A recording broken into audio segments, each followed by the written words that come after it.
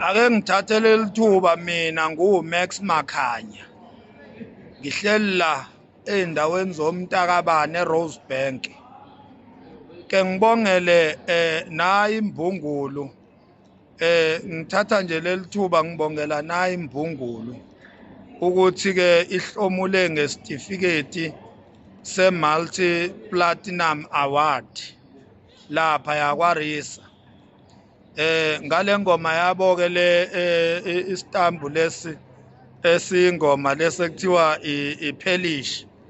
Iphelish lena ake sibongele ukuthi ke ahamba ngosizo lukaLwandlunkulu yazi yahlomula i-multi platinum award.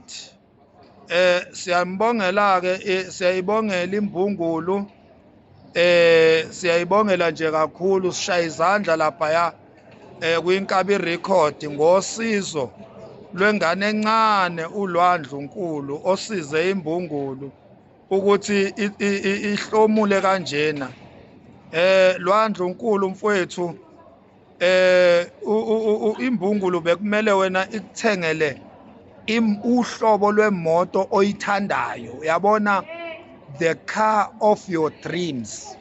Bekumele imbungulu ikuthengele yona ngoba kukhulu kakhulu oyenzele kona imbungulu. So siyayibongela ke imbungulu ukuthi uyisizile.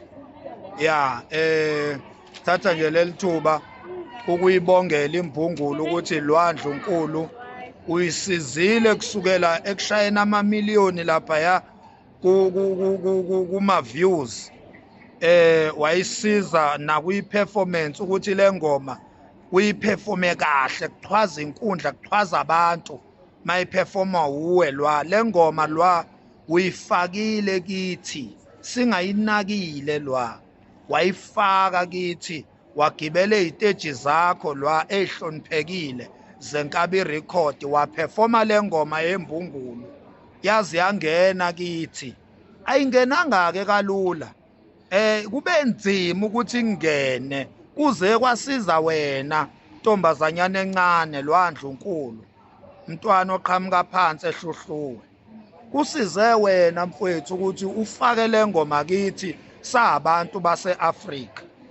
Siyayibongela ke imbungulu, sethemba ukuthi njengoba iphinde yahamba imbungulu yayolanda intombi yakithi le uNomcebo Zikode, bazoqhubeka futhi noNomcebo Zikode aphinda isize imbungulu Shembandla ukuthi igili imanga.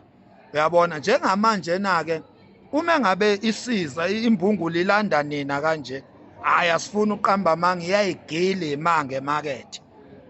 Asibongele nje imbungulu bafowethu ukuthi niyavuma ukuthi incele igazi lenu ukuze iphakame. Kade yayizabalaza ihluleka.